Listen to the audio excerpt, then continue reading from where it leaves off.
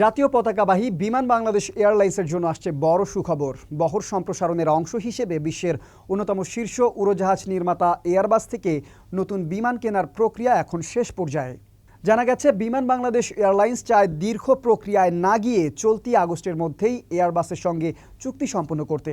এই লক্ষ্যেই প্রতিষ্ঠানটিকে ইতোমধ্যেই একটি আনুষ্ঠানিক চিঠি পাঠানো হয়েছে, যেখানে ৩১ আগস্টের মধ্যেই চুক্তি স্বাক্ষরের লক্ষ্য নির্ধারণ করা হয়েছে।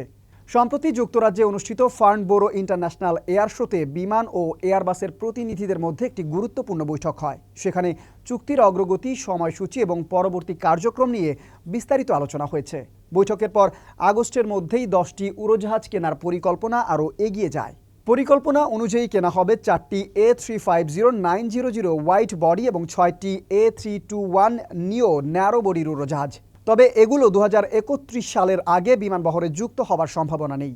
বেসরকারি বিমান পরিবহন ও পর্যটন মন্ত্রী এম রাশিদুজ্জামান মিল্লাত জানিয়েছেন, সরকার ইতোমধ্যেই 10টি এয়ারবাস কেনার সিদ্ধান্ত নিয়েছে। তবে মূল্য, অর্থায়ন ও অন্যান্য শর্ত চুক্তি স্বাক্ষরের পর আনুষ্ঠানিকভাবে জানানো হবে।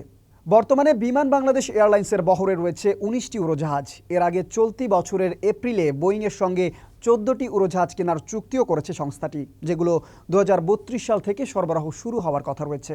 আর সেই সময়ের ব্যবধান পূরণে 5 থেকে 10টি উড়োজাহাজ লিজ নেওয়ার পরিকল্পনা রয়েছে। বোয়িংয়ের পর এবার এয়ারবাসের সঙ্গে নতুন চুক্তি বাস্তবায়িত হলে ভবিষ্যতে বিমান বাংলাদেশ এয়ারলাইন্সের বহরেও যেমন আরও শক্তিশালী হবে, তেমনি দেশের আকাশপথেও যুক্ত হবে নতুন সম্ভাবনার অধ্যায়।